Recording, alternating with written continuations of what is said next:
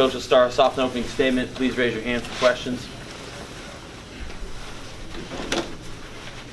You know, I can't say enough about how proud I am of the resiliency that everybody that was on this trip worked in the game or found a way to win the game. I mean, we done way too many things that dug ourselves a hole, whether it's jumping all sides twice on the first drive, you know, made lots of mistakes, how we were going to handle the quarterback on the edge. You know, there was a few things that Kentucky did that we've never seen before, but too many basic fundamental plays that we didn't play very well for whatever reason. And, you know, you can't do that. Missed too many tackles, you know. So if you look at it, you know, defensively, the first drive, they go down there and we have probably 3 times on third down they convert. They get a short field after we drop a punt, and they run split zone, and we don't play the play, you know. So, you know, that gave them, so we're down 13-0. We blocked a kick there. It was important there that our offense moved the ball. You know, we move the ball down there, and we're moving the ball well, get the ball around the 15-yard line. We get a late hit on offense, moves the ball back. Had several times there in the first half that we didn't go with the ball exactly where we needed to at the quarterback position. You know, so if you're not working the correct side of the field, it's hard to have success. So we made a change at halftime, and obviously it was better there. You know, I talked about the special teams blunder. You know, then second half, we start on offense, get a really good drive there. You know, have to score twice because we go out there and line up and cover up a tight end. You know, and it's pretty simple. All you have to do is go out there and ask the official, you know, hey, I'm off. He'll tell you where to get. It's not like we were rushing the play. We don't, so we end up having to score twice there. You know, the defense had a couple of stops there, but again, we have them in 3rd and 10. Okay, you can watch the guys when they're going to throw the football in 3rd and 7+ with Bowden at quarterback. The running back don't line up 3 yards behind the quarterback. You know, they're running some kind of, you know, option read something, and we call cover 2, and we give up 1-for-1s at the corner position, at the inside linebacker position. They pitch the ball and they run and gain 13 yards on 3rd and 10. So another time we have them in a 3rd and 20. Quarterback runs around for 10 minutes, and we get a late hit on the quarterback, so it bails them out. You know, offensively, we put some good drives together there. You know, scored twice there, took the lead, and then we got a chance to end the game, and we fumbled the football. You know, got a really good play called. I mean, ball is right in their stomach there, and we dropped the football. So give them an opportunity there. It's 4-down territory. Again, twice in that drive. I mean, we can't be in a better play call, and they gained 9 yards. So I don't know what we need to call. We got to execute at a higher level. I can tell you that. We got to coach them better, so we do execute at a higher level. But our guys come down there. You know, even at the end, we got 12 men on the field. You know, we go all out every time somebody comes out of the huddle. We always go all out. That means we have every personnel on the field because we don't know what they're going to come out in. So, you know, we either go regular, Dumbo, elephant, nickel rabbits, dime rabbits. I mean, we have lots of different personnels based off what the other team's going to be in, and we needed them tonight. You know, so we signal, and we have a guy that doesn't come off the field there, so it moved the ball up. But our guys played really hard. You know, the ball's on the 1-foot line, 3rd and go from the 1.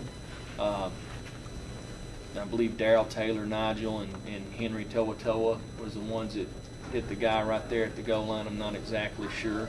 Stood them up there, and then on 4th down, had a great stop, you know. So, again, our kids didn't quit, okay? They kind of stayed the course.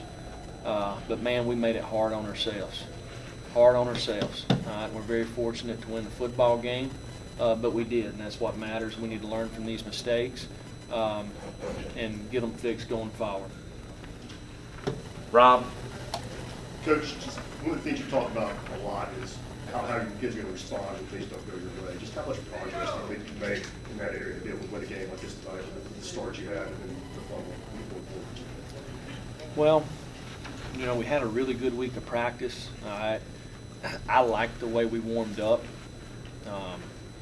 You know, just watching our guys, I felt like we were fixing to play really well.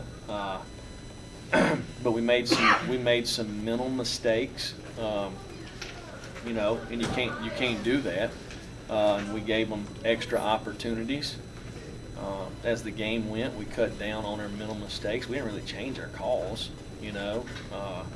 Just kind of we played a little better, you know. But I mean, I think our guys are growing up. You know, if you work as hard as we work, you want to take advantage of the opportunities that you get. Which, you know, this was the 10th one, so you need to go play. You know, you never know when it's not going to be there anymore. Wes, David, Blake? What is it about Jarrett that allows him to kind of come off the bench and be that's maybe not something he'd probably ever done growing up, but he seems to come in there and just kind of do his job? Well, I don't know why he's able to do that. I mean, I think he's mature. You know, he knows what we're trying to do. Obviously, he's smart. You know, he done a great job tonight. He's done a good job coming off the bench all year that we've asked him to do it. So, I mean, I just think he's a guy that you know, he wanted to play well tonight, and he did. And he prepared during the week to do that. Jeremy, what do you think after the fumble exchange, and what sort of message for your team kind of coming off of that? With eight minutes left. Yes. Whenever you missed the exchange around it. Yeah. I mean, we got to stop it, right? I mean, we're up by 4. They're going to use all 4 downs to go down there, and you know, as they made 2 first downs, I felt like we needed to call timeout in case they did score, so we would have some time left to, you know, if they did, to maybe have a shot to catch back up. So you just got to stop them. Blake, Jesse? Jeremy, that final 4th down stop, were you guys thinking they might go to speed option on that play? And can you just take us through what you saw from Blakely to make that stop? Well, it was probably one of their 2-point plays. I mean, since Bowden's been playing the quarterback, that's kind of, you know, you kind of think that's what they're going to go to. I would. He's the best player out there, you know, so get the ball in his hand and give him an opportunity to make a play, you know, and we stopped him. Yeah, Coach, I'll score it off Chattanooga in the scrum. Lynn Bowman, Kentucky's quarterback.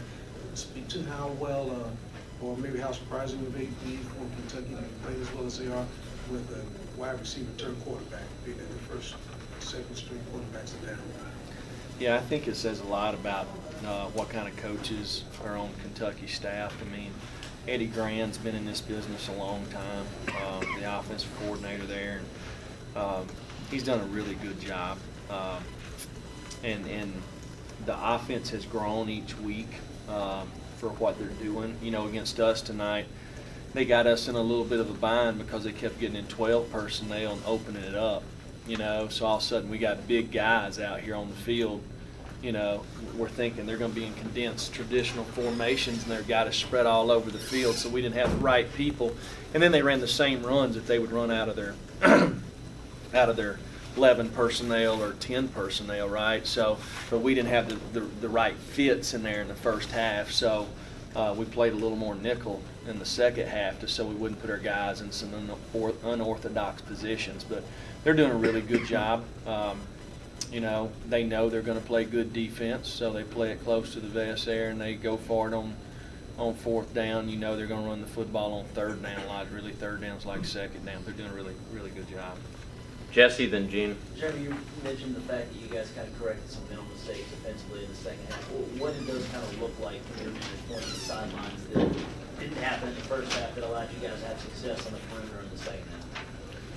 Well, when the back's flat, they usually run outside runs. You know, we were making some race calls, and you know where you keep the ball from going out there, and you know who's going to carry the ball. Quarterback's reading the end. You force it, and you know the quarterback's carrying the ball. So our linebackers made some race calls, so they're waiting on the quarterback to carry the ball, but the end doesn't race. So the quarterback hands the ball, and they run around the perimeter, you know.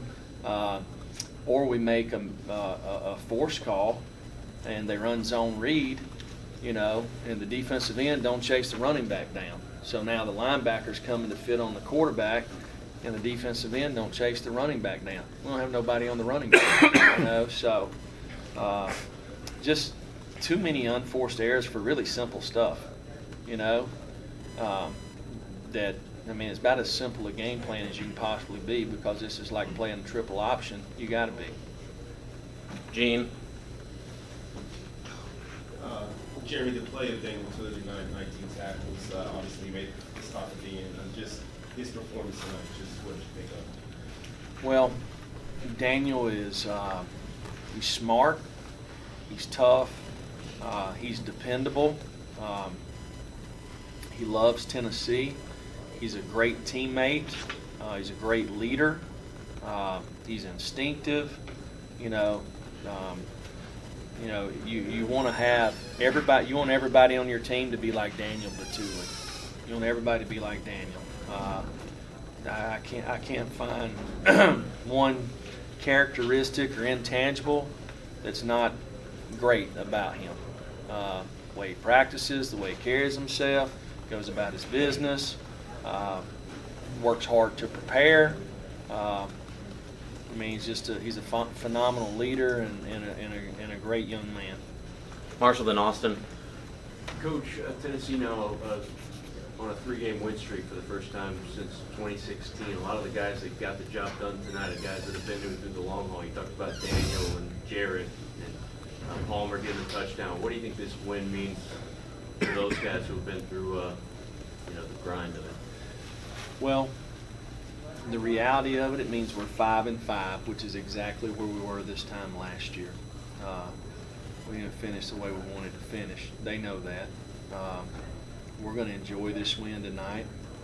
We're going to go back to Knoxville and try to get some guys healed up a little bit, focus on academics for a couple of days extra, and start getting ready for Missouri and Vanderbilt. And work on fundamentals for us. But I'm happy for these guys, because these guys have hung in here with us. They've been tremendous leaders, and they've stuck together. So I'm glad to see them have some success. Last couple, Austin. To piggyback that a little bit, you're at the tail end of this long run. You're going 4 or 5. What to say about the toughness of these kids to push through in this final game before the second bye week? Well, for a team that started 1-4, which we did, I think the men on their staff sticking with the plan, staying together, the players buying in, not flinching, staying together, working hard, believing in what we're trying to get done, and going. Is it 4-1 now? Yeah, it's 4-1 now. The last 5. I think it says a lot about them.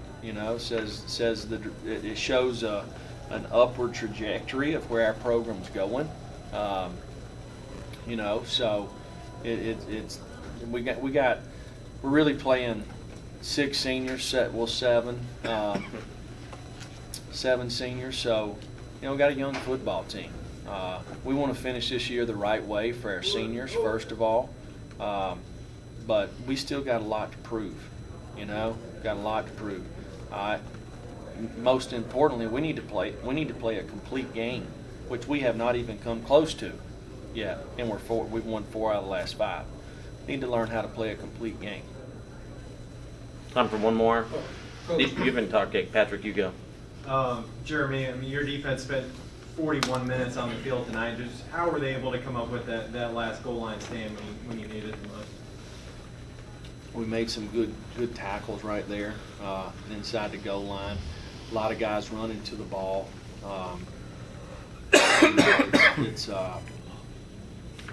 I'd been very disappointed if we didn't stop them. I mean, they wasn't going to throw it. We got more up there than they can block. We should stop them, right? You know, and our kids did what they should do. You know, they rose up and found a way to make plays there and finish the game. So some of that being on the field for 41 minutes has a lot to do with Tennessee. You know, so not taking anything away from Kentucky, but we definitely didn't help ourselves on some plays. Thank you, Coach. We'll do players as breakouts in here.